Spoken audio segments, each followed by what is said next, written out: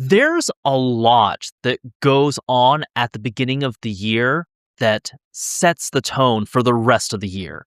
And that's because at the beginning of the year, teachers are working with students on classroom routines and expectations with the hope that those routines and expectations are clear and performed for the rest of the school year. Now, what I mean by routines is these are like the little movements or details that happen during a lesson, but also in between lessons. So, to give you an example, it would be something as simple as everyone in the classroom taking out their notebook at the same time. How quickly does that happen? Passing forward papers or turning in paperwork, how to enter the classroom, how to line up.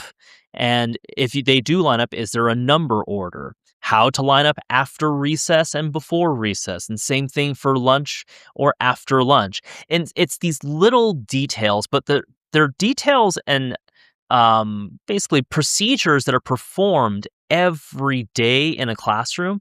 Hence, that's why many teachers work on it from day one and they keep working on it until basically the students get it down nearly as perfect as possible.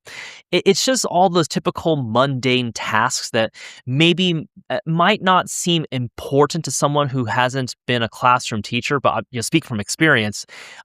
They happen so many times throughout the year, and if they're practiced and practiced well with students, it makes the majority of the year far smoother than it could have gone. And so some teachers they do have good communication with parents, but they may not necessarily communicate that like, hey, at the beginning of the year, we're just working on routines and procedures and things like that. I mean, I know I personally didn't. So if you have a teacher for your child who doesn't communicate that, it doesn't mean that they're not doing that. It just means they don't communicate that. Again, like I personally didn't, and yet I had my class practice routines a lot.